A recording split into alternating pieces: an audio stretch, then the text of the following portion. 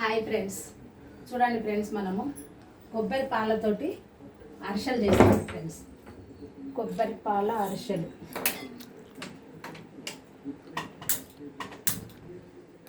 First bowl పెట్టుకోవాలండి. తర్వాత బెల్లం అండి. ఇది అరిసెలకు తెచ్చిన బెల్లం అండి. ఇది కొంచెం బెల్లం ఉంటే చేస్తానండి ఇంట్లో. ఫస్ట్ బెల్లం వేస్తాం.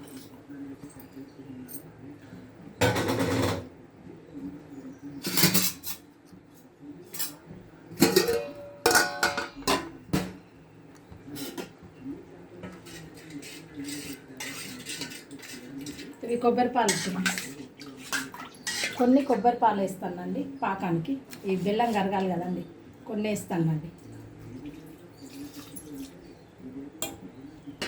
కొన్ని కొబ్బరి పాలు.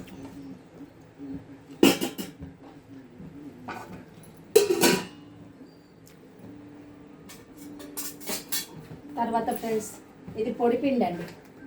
మనం బియ్యం పొడి బియ్యం ఉంటాయి కదా, అది మిల్లులో ఆడించుకొచ్చినామండి. పిండి పట్టించుకొచ్చినాము, పొడి పిండి ఫ్రెండ్స్.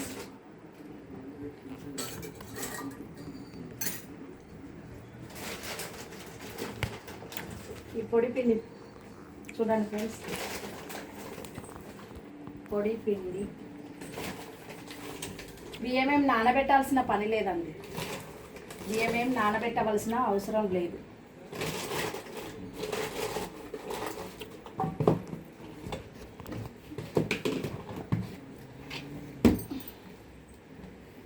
ఇప్పుడు ఇందులో ఫ్రెండ్స్ చూడండి, ఈ పాలు ఉన్నాయి కదండి, కొబ్బరి పాలని ఇలా పోయాలి ఫ్రెండ్స్.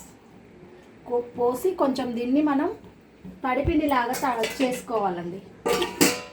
ఈ కొబ్బరి పాలు పోసి తడిపిండిలాగా చేసుకోవాలండి. ఇది తడిలాగా కొంచెం ఇట్లా అనేటట్టుగా.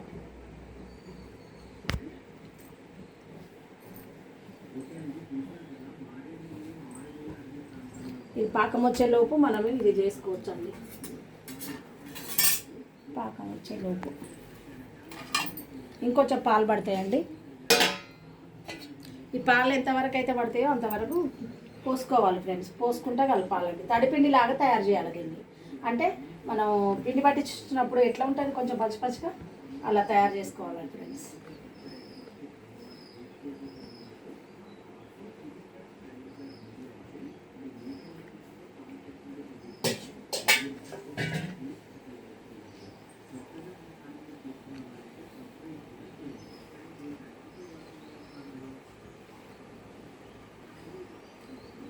ఇట్లా చేయాలండి.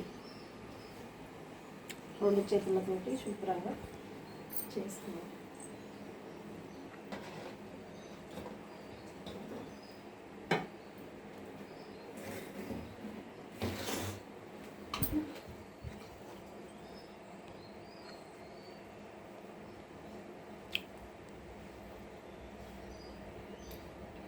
ఫోన్ వస్తుందిగా. వస్తుందా?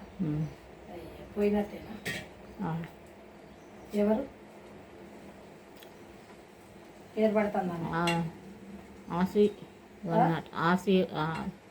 HASU.